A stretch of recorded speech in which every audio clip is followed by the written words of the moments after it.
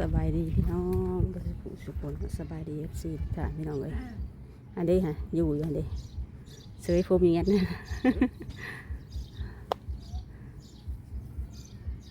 มันนี่ก็เขามาครอบครัวน้องมิกน้องเติร์นคือเก่าได้พี่น้องเด้อเนาะเสาพร้อมแล้วพี่น้องกันบ้านนี้พอแต่งเพิ่นตัดมาเปลี่ยนเรียบร้อยแล้ว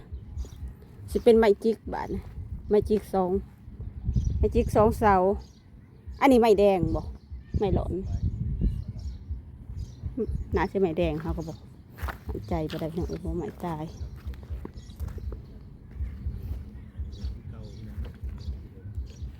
เสา6 ต้น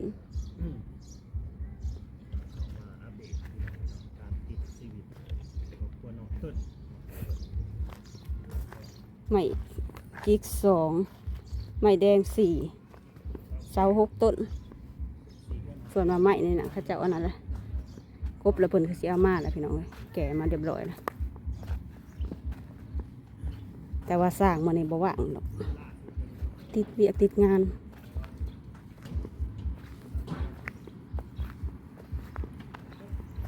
แดดขนาดเลยมันแดดมันร้อนน่ะดิอะไร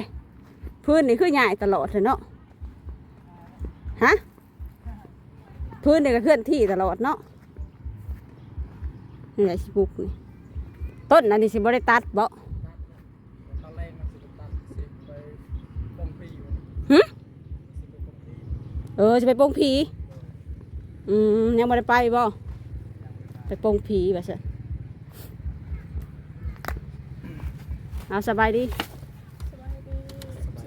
โดยสบายดีคือกว่าเก่าได้ตูบลังนี่นะใครแน่แบบว่ามันบ่ฮ้อนเนาะมันโล่งเนาะมันโล่งกว่าตัวเก่าแล้วบวิดหัวใครเห็ดอันเนี้ยเพราะว่าที่สั่งใหม่เห็ดใครเห็ดเองก็มีบอกเห็ดเองกับเมียตัวเก่าได้จ้ะมางบอกว่าตัวเก่าแล้วไฟใส่เห็ดว่าเลยมันน่ะสิเย็นบนอยู่บนนอน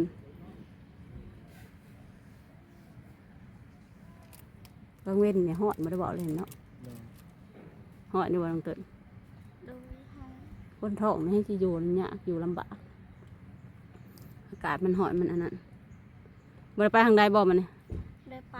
เอาไปหาเขียดไปหาเขียด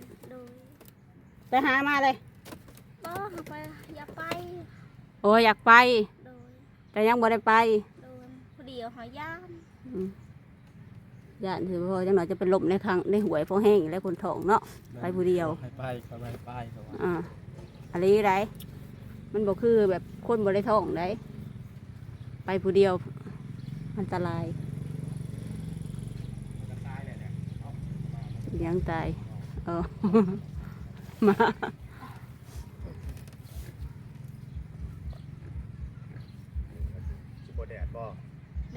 บ่ได้แดดเขามาโลดจีแดดยังได้ห่มแล้วบ้านคือในใดเอายังมีบนนั่งห่มไหนสิว่าได้จ้ะสบายดีโมเมนต์คือยังไงไปหาเขียนหากบไปแล้วมื้อนี้บ่ให้ไปสิไปถิ่มพีสิไปถิ่มพีนะผัวแหละแล้วใครสิไปถิ่มพีจังหน่อยพีอยู่ไซอ่ะนะทางมานะบ่พี่ภาษาอยู่ไซนี่เขาสิเคลื่อนโซมาผีบ่เขาอยู่พุ่นเลยไปทางพุ่นเลยพอพี่ภาษาบ่อนั้นบ่าวแตงว่าเดี๋ยวว่ามันมีพี่ภาษาทั้งนั้นพี่ภาษาหน่อยทั้งป่าทั้งนั้นเด้ต้นวิกทั้งนั้นทั้งต้นวิกอะไรกันไปทางนั้นเขาก็บอกไกลบอกไกลหันได้เนาะแมนบอกไกลเห็นบ่แตงสีอยู่ห้องข่อยในบางเสาเนาะต่างลงตีตั้งลงก็คือเก่าเลยเสาอยู่กลางไปเยื่องบ่เมื่อคืนนี่บ่ได้ไปสร้างว่าได้นี่สร้างคือบ่ไปบ่มาแท้เพิ่นสร้างมาจังมื้อเลย2 สร้างนี่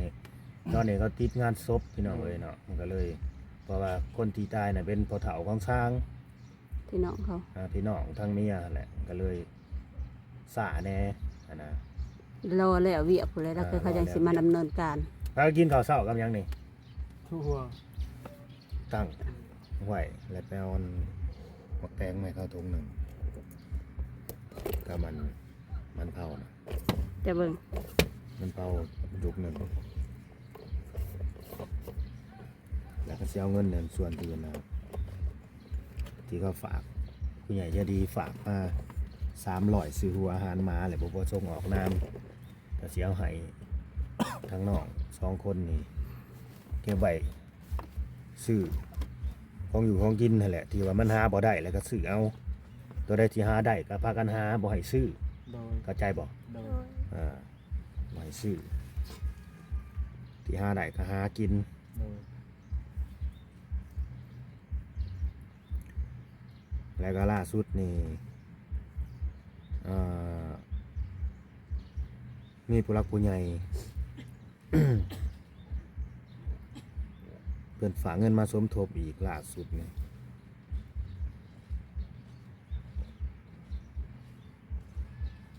เท่าไหร่เนาะ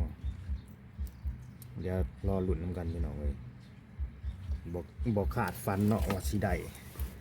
สมทบเข้ามาอีกนะ ไอ้คู่และคนก็บอกคิดบอกฟันคือกัน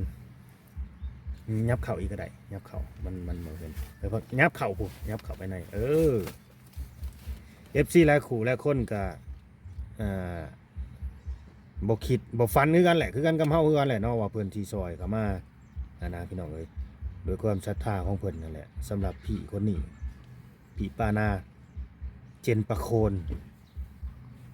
อันนี้ผู้ซอยเข้ามาใหม่พี่น้องเอ้ยชื่อเพิ่นพี่ปานาเจนประโคนหรือว่าครอบครัวปานาฟานคูเคนครอบครัวปานาฟานคูเคนอยู่เยอรมันพี่น้องเอ้ยเนาะครอบครัวเยอรมันปานาฟานคูเคนเป็นคนไทยคือกันเพิ่นอาจสิไปมีสามีเป็นคนต่างประเทศเนี่ยนี่สมทบเข้ามา เพิ่นก็บอกว่าให้บ่าวลาวนี่เป็นคนบริหารงานเนาะ ใจเลยเกละลายเด้อบ ริหารเงินนั่นแหละเนาะมันก็ต้องแน่นอนนี่แหละเขาก็ต้องเป็นผู้บริหารนั่นแหละพี่น้องเนาะ เป็นผู้คอยซื้อคอยหาอุปกรณ์เนาะแล้วก็สอบถามราคาต่างๆ อันนี้ก็ยังสิถามผู้หลักผู้ใหญ่อยู่ว่าเงินจำนวนนี้เพิ่นเฮ็ดพิซังแน่หั่นนะหลังจากที่มันเหลือค่าทรงค่าสร้างเนาะค่าสร้างก็12,000นั่นนี่แต่มันสิจุบยังอีกบ่อันน่ะใส่ซื้อมาใส่แล้วบ่อันน่ะว้าวน้ำน่ะยังบ่ซื้ออยู่ บ่มีอยู่บ้านใต้ บ้านใต้บ่มี บ่มีบ่ได้ไปเมืองซอน บ่มี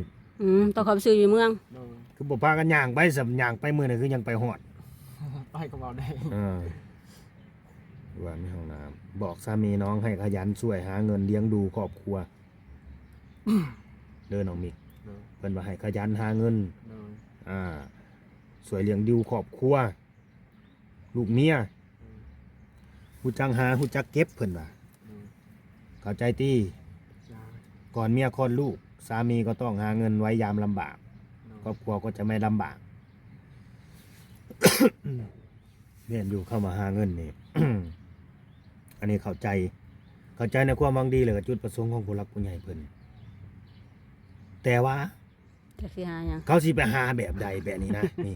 คือพวกนี้คือแถวหมู่บ้านเขานี่พี่น้องเอ้ยมันบ่มี บ่มีงาน งานเฮ็ดบ่มีช่องทาง นั่นคือบ้านหาหยังแบบขึ้นอ้อยปลูกอ้อยกันประดับจ้างแต่ละ เอา มื้ ย อก เนาะ ตัวอย่างสิไปหาหยังน้องมิกสิไปหาหยังจังสิได้เงิน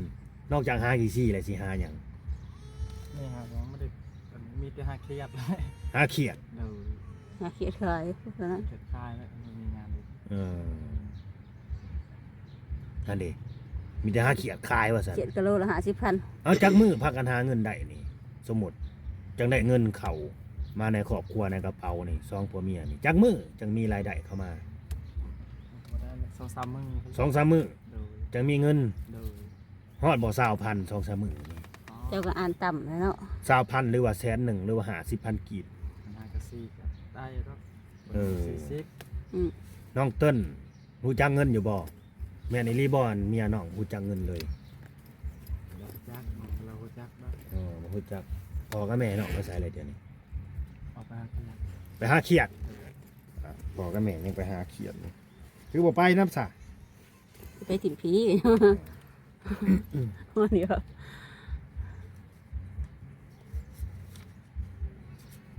อันนี้จะเอาเงินให้เด้อเงินที่เป็นฝากมา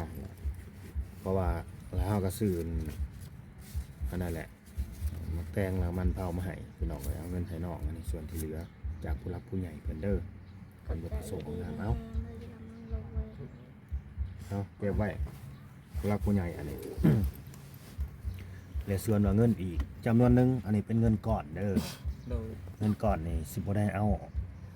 มาให้ซุมเจ้าและก็สิบ่ได้มาโชว์แค่มาแจ้งซื่อๆ มาแจ้งข่าวดี มาแจ้งข่าวดี มาบอกให้หูไว้ บอกคิดบ่ฝันได้ว่า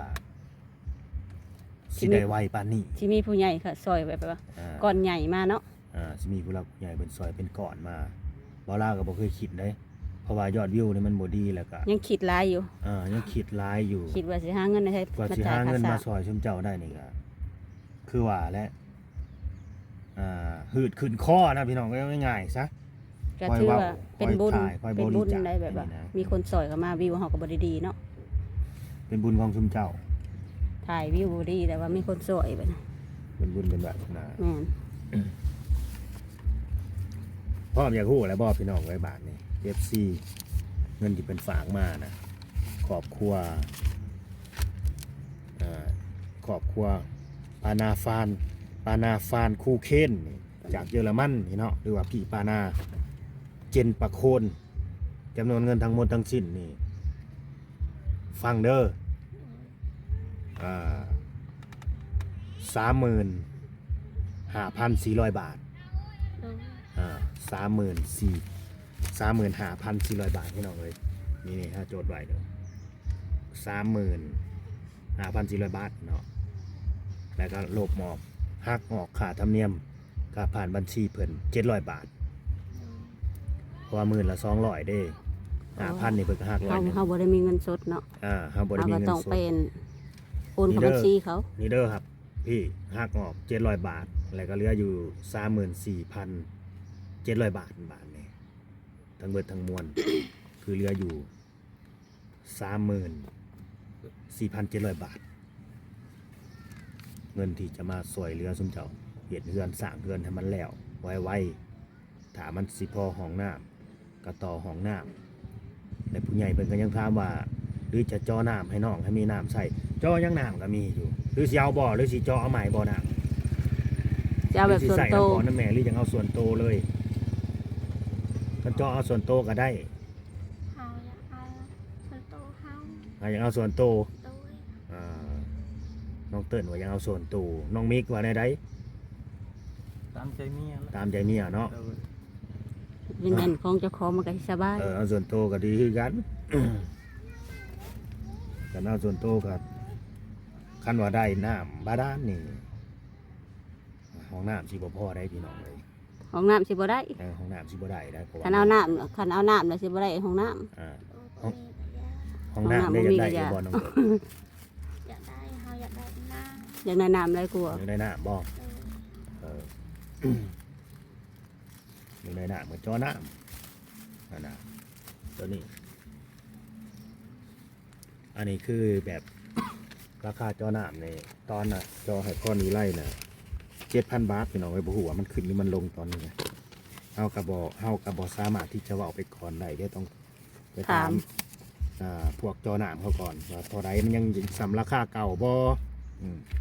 แต่ว่าจังได๋นี่เงินนี่มันก็เหลืออยู่แล้วมันก็พออยู่แล้วนะสำหรับจอน้ำนะเนาะมันพออยู่แล้ว บ่คิดบ่ฝันได้นี่ว่าสิได้ไวจวดจาดปานนี้นั่นแหละสมเจ้าก็ให้ขยันขันแข็งคือน้องมิกคือกันเด้อให้ฮู้จักดิ้นรนได้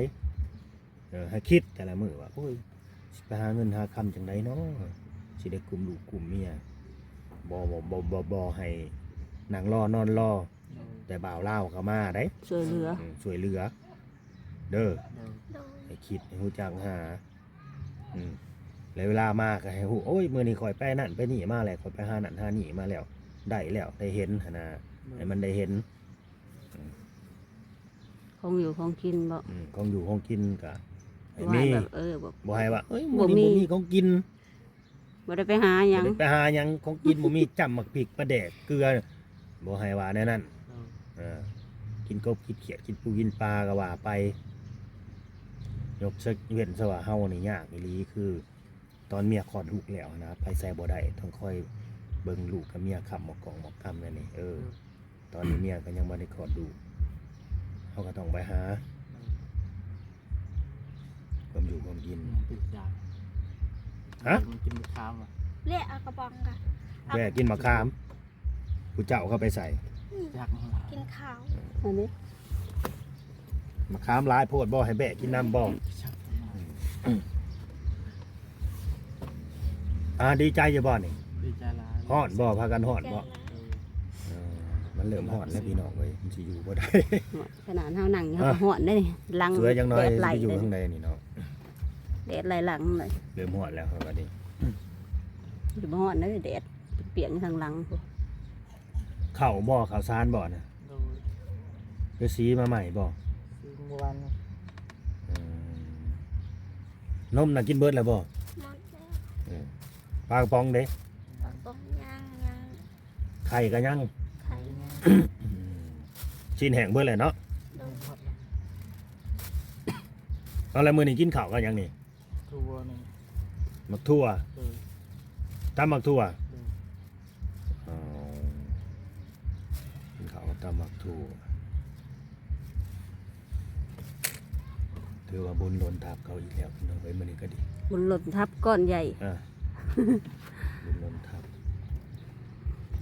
ในความคิดฮะในความคิดข่อยนี่ห่วยจักกี่จักเดือนเด้อสิแล้วเฮือนหลังนี่ อืม ตายโลดว่ะมันสิแล้ว จังสิจักเดือนจังสิ วิวก็1,000ก็บ่ได้ แล้วเพื่อนแล้ว ถุง ก็ ไทยๆอยู่ กาสร้างพร้อมอีกจักสิยามใดเด้อว่ะ ตายอยู่ โดย สิไปเฮ็ดแนวใดคิดอยู่บ่น้อง คิด ก็เดียวว่าบ่คิด คือเฮาในคิดแล้วเนาะ อืม ตายสิหาเงินทางใดซะถ้าเกิดเฮ็ดเฮือนแล้วสิเอาเงินในใช้มาจ่ายค่าสร้างบาดนี่ เอาคิดนอนก็นอนกลางคืนเด็ก คิดบ่ เดี๋ยวก็คิด ว่า ก็เดียวว่ามีแต่เฮาคิด กาสร้างก็สิให้น้องมิ้งก็แล้วไปหาเงินมาผ่อนเอากาสร้าง 12,000 หรือเฮาแห่งคิดหลายแล้วเนาะมาเฮ็ดเฮือนแล้วพัดเป็นย่านค่าข้อเจ้าของได้ล่ะบัดนี้ ข่อยเป็นบ่มาซับแล้วบาทนี่เออเพื่อนก็แล้วแหละมีแต่ปล่อยซุมเจาะเคลียร์กันเองดูแล้วบาทนี่กันบ่ได้เงินค่าสร้าง หาเงินเท่านั้นบ่ หาเงินมาจ่ายเองโลดบาทนี้มีโทรมาบอกสร้างเอาเจ้าเคลียร์กันเองเด้อสร้างเด้อสิว่าข่อยซอยได้แต่ซ้ำนี้ได้สิว่า อืม ข่อยแห้งเลยนะน้องเติ้น โดยพอแห้งเอาไป ข่อยแห้งโดนแล้วบาทนี่สร้างเอาเฮือนเลยบ่ว่าอีก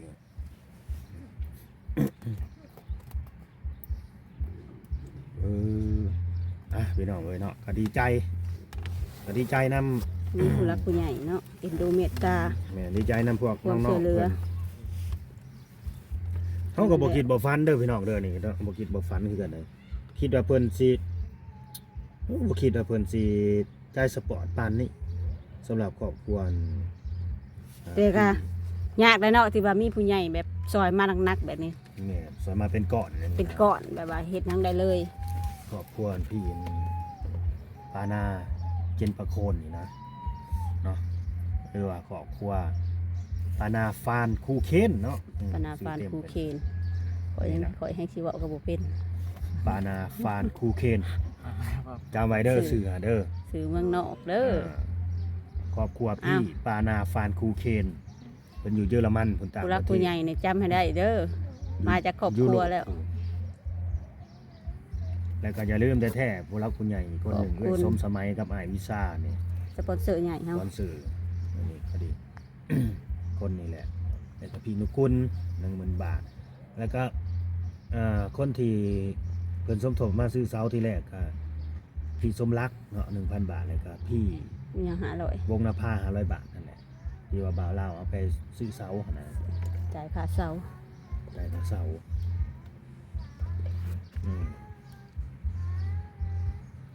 ฮะก็บ่มีหยังหลายบาทนี่ก็ดีขอบคุณผู้รักผู้ใหญ่เพิ่นเนาะ เว้าดังๆเด้อ เว้า น้องเติ้น ดัง เว้าดังๆเด้อ